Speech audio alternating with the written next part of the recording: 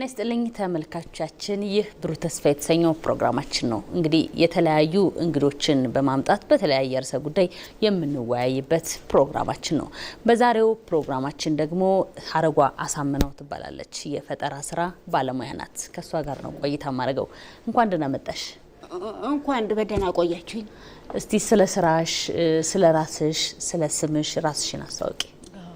እኔ ሀረጓ አሳምነው ባላለሁ እና የምሰራው በወረቀት የታዘዙ በሕክምና የታዘዙ መነጽሮች ነው የምሰራው። እሺ፣ የት አካባቢ ነው የምትሰሪው? ፒያሳ መብራት ኃይል ህንጻ ውስጥ። እስቲ መስማት የተሳነሽ ሆነሽ በዚህ ስራ ላይ መሰማራት እንዴት ነው? ከባድ አይደለም? አንዳንዴ የኮሚኒኬሽን ችግሮች አይገጥምሽም? አለ፣ ብዙ አለ እና መስማት የተሳናቸው ዋና ችግራቸው የኮሚኒኬሽን ችግር ነው። እኔም ብዙ ነገሮች ያጋጥመኛል፣ ግን እሱን በድል ያሸነፍኩ እያለፍኩት ነው እዚህ የደረስኩት። በምትሰሪበት አካባቢ ሳሁን የሚሰማ ሰው ሲመጣ እንዴት ኮሚኒኬት አድርገሽ ታልፊዋለሽ? በጣም የሚከብደው የሚሆን ይሆናል፣ የማይሆነው ይቀራል እና እንደዚህ ነው የማሳልፈው። በአካባቢሽ ያለው ሳሁን አንቺ መስማት የተሳነሽ ስለሆንሽ ያለው ያመለካከት ሁኔታ ምን ይመስላል? አለ ግን የሚሰሙት አመለካከታቸው እኔ ለማድረግና በቃ ምን እንደማላቅ አድርገው ነው የሚያዩት። እኔ ግን ከልቤ ነው የምሰራው ከእግዚአብሔር ጋር አብሬ እና በቃ ይሄ የምሰራውን ስራ በትክክል በቃ በኮንፊደንስ በቃ ነው የምሰራው። እውነቴን ነው፣ ከልቤ ነው የምሰራው። ሰው እንደዚህ ያለ ምናምን እያልኩኝ ወደ ኋላ አልቀርም። እኔ ጠንካራ ሆኜ ነው ወደፊት እያየሁ የምሰራው። የመነጽር ስራውን ስትሰሪስ አልከበደሽም? ማለት ምንድን ነው የምታካትችው ነገር? እስቲ አብራርተሽ ንገሪኝ። መጀመሪያ በፊት ስልጠና ወስጄ ነበረ። አሁን ግን ከጊዜ ብዛት ሰው የሚማረው ከመማር ሳይሆን ከመስራት ነው። ብዙ ጊዜ ስንሰራ እና ከስህተታችን ማለት ከምትሳሳቱ ስህተት እያየን ወደፊት እያሻሻል ነው የምንመጣው። እኔ ብዙ አመት በመነጽር አሳልፌያለሁ። ስለዚህ አሁን ምንም የሚከብደኝ ነገር የለም። እስቲ ሌሎች ሰዎችንስ ማለት አሁን ብዙ መስማት የተሳናቸው የስራ እድል ያላገኙ አሉ።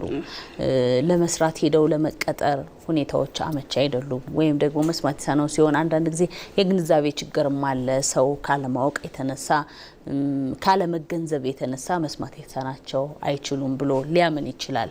ኮሚኒኬሽን ላይ ችግር ስላለ ማለት ነው። እንደሱ አይነት ችግር ለሚገጥማቸውስ መስማት የተሳናቸው ወገኖች ወይም ደግሞ ማህበር አካባቢ ላሉት እርዳታ አድርገሽላቸው ታውቂያለሽ? የስራሽ ያንቺን ተነሳሽነት ሲያዩ ምን ይሰማቸዋል?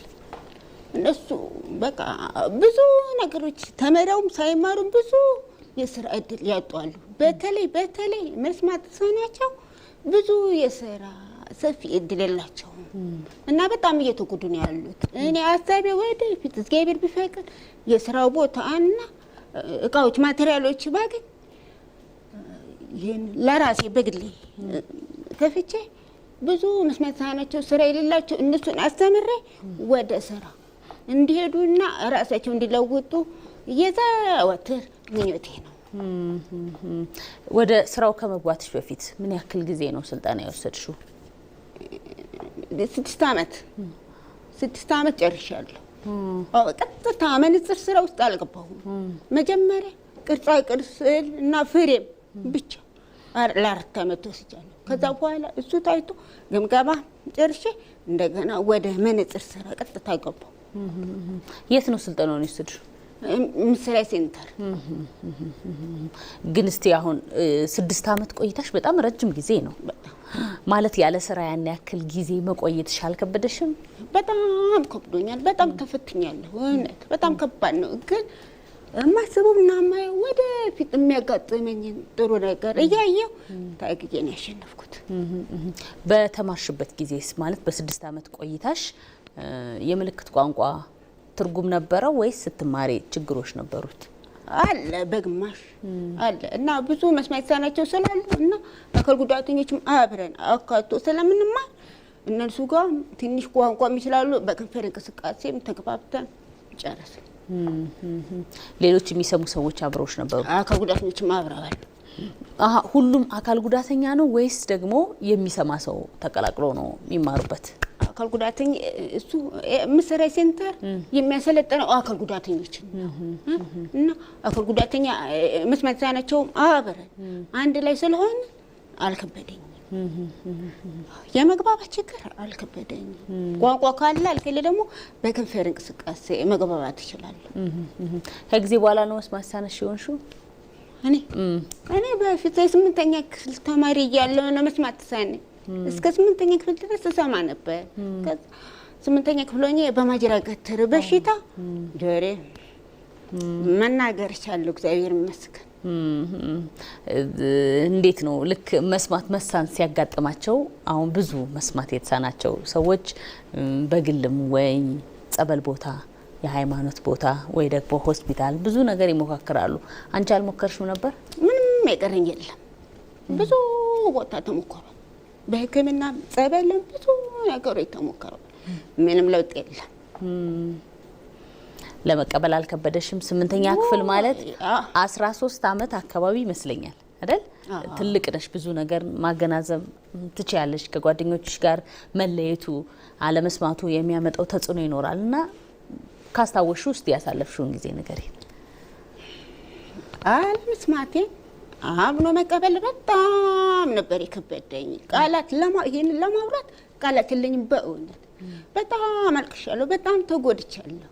ግን ጥሩ ቤተሰብ ስላለኝ በጣም ይከባከቡኝ ነበር ቤተሰቦች እና በጣም ነበር የከበደኝ እና ሰው ደግሞ እዛ ሆኜ አማኝ ማጅራት ገትር በጆሮዬ ላይ ያለ መስማት ችግር ትዝታ ትቶ ነው ያለፈው። ምንም አልሆንኩም። እሰራለሁ፣ ሁሉ ነገር አደርጋለሁ። ግን ሰው የሚያስበው ያማታል የሚያማት ብሎ ሲለኝ በጣም ነው የሚሰማኝ። በጣም አለመስማቴ በራሴ ላይ ጥቁር ነጥብ ጥሎብኝ ነው ያለፈው። እውነት ግን አሁን እኮ አለመስማትሽ ምንም ያገደሽ ነገር የለም፣ ሰርተሻል። ምንም የቀረብኝ ነገር የለም፣ እግዚአብሔር ይመስገን። ምንም አሁን ነው እንደዚህ የምለው። በፊት ግን ይሄ ሁሉም ነገር የሚያገጥመኝ አልመሰለኝም ነበር። በአካባቢሽ ያሉት ቤተሰቦችሽ ለአንቺ ያላቸው ስሜት ምን ይመስላል? አሁን በጣም ነው ደስ የሚላቸው። በጣም በእውነት ቤተሰቦች በጣም ነው ደስ የሚላቸው። ለኔ በጣም ነው የሚታገሉት። እኔም አስቸጋሪ ልጅ አይደለሁም። ሁሉም ነገር ለቤተሰብ እታዘዛለሁ። ታዛዥ ነኝ። ሁሉም ነገር እታዘዛለሁ። ሴት ሆኖ አካል ጉዳተኛ ሲኮን በጣም ከባድ ነው። ፈተናዎቹ ብዙ ናቸው። ሁለተኛ ደግሞ ከአካል ጉዳት በበለጠ መስማት የተሳነው ምንም አጠያያቂ ጉዳይ አይደለም። በጣም ከባድ ሁኔታ እንደሆነ አውቃለሁኝ። ለምሳሌ ሌላ አካል ጉዳተኛ ሲሆን የሚታይ ነው። አካል ጉዳቱን አይተሽ ቅድሚያ መስጠት ካለብሽ ቅድሚያ ትሰጫለሽ። መደረግ ቢገባውን ነገር ታደርጊያለሽ። መስማት የተሳነው ሲሆን ግን የሚታይ አካል ጉዳት ስላልሆነ በጣም ይበልጥ ነው ጉዳቱ የሚታየው። አንዳንድ ጊዜ አውቆም ሊመስላቸው ይችላል ዝም የሚለው ሰውና እንዲህ አይነት ነገር አለ። አንቺ ላይ ምንድነው የፈጠረብሽ? ሴት ሆነሽ መስማት የተሳነሽ ሆነሽ ያሉት ነገሮች ምንድናቸው? ብዙ ሰው ውሸትሽን ነው ትሰሚያለሽ መናገር ስለምችል ብዙ ሰው ውሸትሽን ነው ትሰሚያለሽ ነበር የሚለኝ። እኔ ግን መስማታቸው አውቄ እንደዚህ አለን አይደል? ሰው ግን ውሸቷን ትሰማለች፣ አንቺ ትሰሚያለሽ ውሸትሽን ነው አታልሽ ነው የገባሽ ይሉኝ ነበር። ኤምስም እንኳን በኮሌጅ ስትማሪ ማለት ነው። እድሉን አላገኘሁም በዛን ሰዓት። በፊት እኔ እዚህ አዲስ አበባ ስመጣ የኮሌጅ ትምህርት ለመስማት ሳናቸው ክፍት አልነበረም። አሁን እንደዚህ በሩ ክፍት ነው ዩኒቨርሲቲ ለመማር። እኔ እሱን ነበር ያሰብኩት መጀመሪያ። ኤምሲ ይገባሉ ብዬ አላሰብኩም ነበር። ከዛ አጋጣሚ የእግዚአብሔር ፈቃድ ሆነ ኤምሲ ገባሁ። ግን 8ኛ ክፍል ላይ መስማት መሳን ሲያጋጥምሽ አሁን ብዙ ልጆች ትምህርታቸውን ሊያቋርጡ ይችላሉ። ምክንያቱም ከባድ ነገር ነው። ትምህርቱን መከታተል ሊያስቸግራቸው ይችላል። እዛ ቦታ ላይ የምልክት ቋንቋ አስተርጓሚ ላይኖር ይችላል። እሱ ብቻ ሳይሆን ደግሞ መጀመሪያ መስማት መሳኑን አምኖ መቀበል ያስፈልጋል። አምኖ ከተቀበለ በኋላ ራሱ ሰውየው ከዛ በኋላ ደግሞ ምልክት ቋንቋ መማር ያስፈልጋል፣ መሰልጠን ያስፈልጋል አይደል? ያ ሁሉ ሂደት አለው። በቃ ብዙ ክፍተት በህይወት ውስጥ የሚፈጥረው ነገር አለ። ያ ነገር አንቺ ጋር አልተፈጠረም ወይ? ትምህርትሽ እንድታቋርጪ አላስገደደሽም ወይ? ትምህርት አላቋረጥኩም እና 8ኛ ክፍል ተፈተንኩና ወደ 9 አለፍኩ። እዛው ከሚሰሙት ጋር አብሬ ምልክት ቋንቋ የለም እንኳን ምልክት ቋንቋ ዴፍ ተሰብስቦ አብሮ የለም። የት አካባቢ ነው? ባሌ እና እዛው ከሚሰማ ጋር አብሬ ትምህርት ቤት ገባውና ከ9 እስከ 12 እዛው ከሚሰማ ጋር አብሬ ጨረስኩኝ። ከዛ በኋላ ነው ወደ አዲስ አበባ የመጣሽው? አዎ ብዙ እድል ሞክሬ ነበር።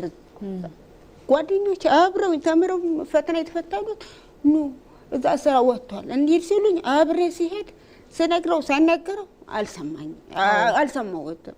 መስማት እኔን ካሰለው አይሆንም ማለት ከዛ እቤት እንባዬን ውጭ እቤት የደረስኩት። ከዛ እቤት ስደርስ ለቀኩት። ከጓደኞቼ እነሱም አላለፉም። እኩል ከነሱ ጋር ቢቀበለኝ ጦር ነበር፣ ግን እነሱም አልገቡም። እኔ ግን በጣም ሞራሌ ነው የነካው። ስለዚህ በሱ ተነሳሽነት ነው ጠንክረሽ በርትተሽ አሁን የመነጽር ስራው ላይ እየደረስሽ ማለት ነው? አዎ። እይስ እንዴት ነው ገበያው ምን ይመስላል? እስከዚህም ነው፣ ግን ሙያውን በጣም ነው የወደድኩት። ከምንም በላይ ነው የወደድኩት። ከዶክተሮች ጋር ነው አብሬ የምሰራው። አዎ በሕክምና የተዙ መነጽሮች ነው የምሰራው። ስለዚህ አሁን በጣም ደስተኛ ነኝ በሰራዬ በእውነት። ብዙ ሰው በየዕለቱ ይመጣል? በየዕለቱ ብዙ ሰው ይመጣል? እኔ ወርክሾፕ እሰራለሁ። መነጽር ስራ ወርክሾፕ እሰራለሁ። መነጽር መሸጡ ብቻም አይደለም፣ መሸጥ ብዙም ይከብደኛል። ምክንያቱም ኮሚኒኬሽን ያስፈልጋል። ሰው ዝም ብሎ ይሄ ነገር ስንት ነው ሲባል 1000 2000 ይባል እሺ ብሎ ገዝቶ አይሄድም። ማግባባት ያስፈልጋል። ስለዚህ እሱ ይከብደኛል። ስለዚህ አንቺ የቱን ነው የምትሰሪው? መነጽር ወርክሾፕ እሰራለሁ እና አጋጣሚ ከመጣልኝ እና የማውቃቸው ሰዎች ከመጡ አይከብደኝም።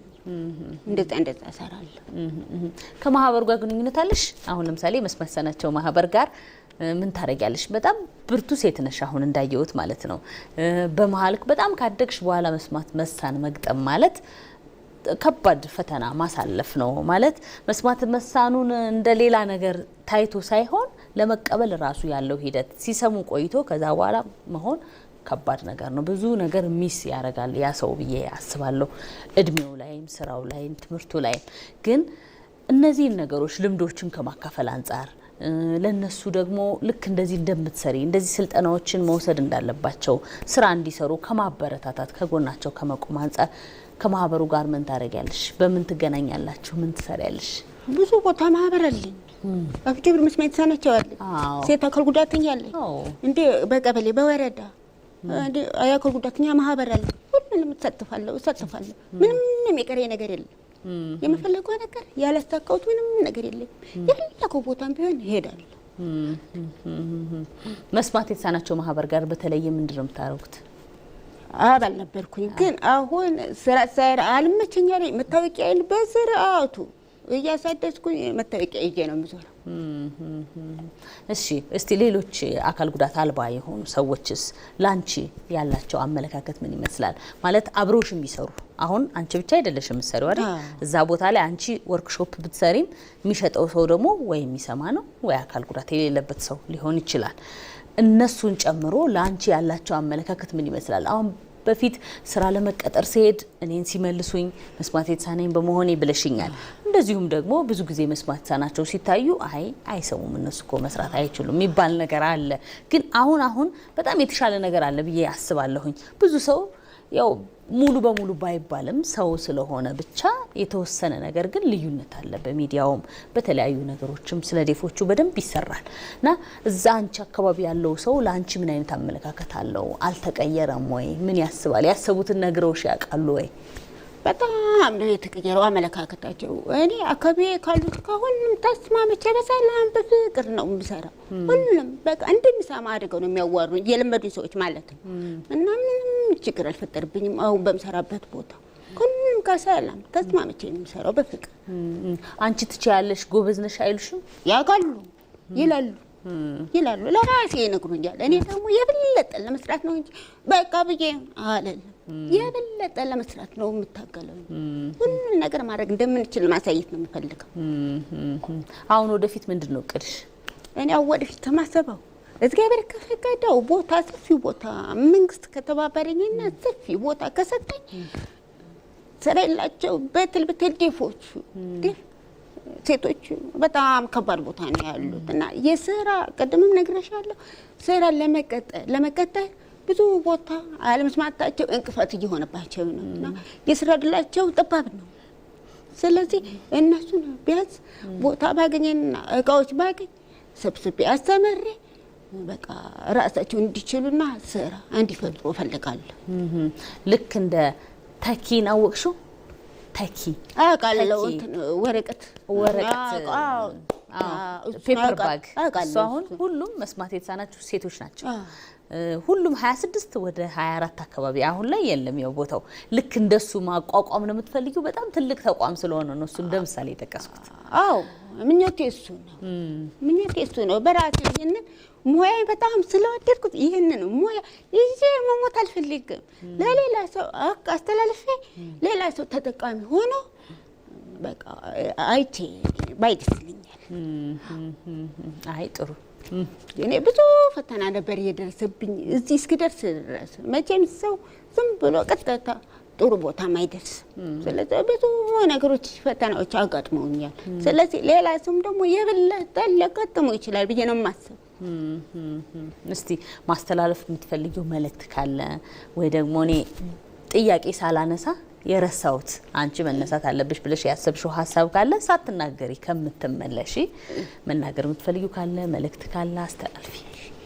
እኔ መናገር የምፈልገው አካል ጉዳተኞች በተለይ መስማት የተሳናቸው ምንም አያውቁም ምንም አይችሉም ብሎ ነው ህብረተሰቡ አመለካከት ያለው እና ሁሉንም ማያግሩም እንችላለን።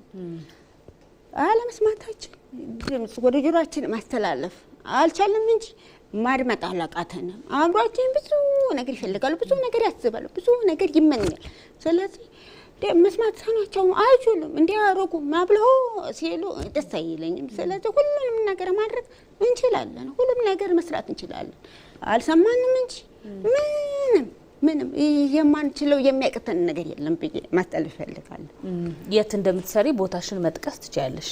እንዲመጡ አንቺ የምትሰሪበትን ቦታ መጥቀስ ትችያለሽ? እሺ ኖ አንቺ የምትሰሪበት ቦታ አለ አይደለ? እዛ ጋር መተው እንዲገዙሽ መልእክትሽን ማስተላለፍ ትችያለሽ? አዎ መተው የምሰራው ስራዬ ለማየት ቢያዩ ደስ ይለኛል። ምንም አለ እኔ መናገር አልችልም። እኔ የምሰራበት ቦታ መተው ስራዬን እንዲያዩ እፈልጋለሁ። የምሰራው ለራሴ ጥቅም ብዬ ሳይሆን ለአእምሮዬ እውነት ነው የምለው። እኔ ውሸት አልፈልግም። ለአእምሮዬ ብዬ ነው፣ ከልቤ ነው የምሰራው። በጣም ተጨንቄ በቃ ይሄ ነገር ጥሩ ነገር መሰራት አለብኝ በቃ በግልጽ ባይል ተጨንቄ ጥሩ ነገር ሰርቼ ሰው እንዲጠቀም ነው የምፈልገው። የውሸት ይሄ የራሱ ጉዳይ ምናምን ብዬ መስራት አልፈልግም። እውነቴን ነው የምለው እና እኔ ራሴ ሰው ሰርቼ ሰው በኔ እንዲጠቀም ማለት ጥሩ ነገር ሰርቼ ያ ሰው እንዲጠቀም ነው የምፈልገው። ይሄን ማለት ፈልግ ይችላል። በጣም ነው የማመሰግነው እዚህ ድረስ ስለመጣሽ ጥሩ ቃለ ምልልስ ስላደረግን በጣም አመሰግናለሁ። እሺ እኔ በጣም ነው ለዚህ ነገር ስለጋበዛችሁኝ በጣም ነው የማመሰግነው። እሺ አመሰግናለሁ። ፕሮግራማችን እንግዲህ ይሄንን ይመስል ነበር። ሳምንት በሌላ ርዕሰ ጉዳይ በሌላ እንግዳ እስከምንገናኝ መልካም ጊዜ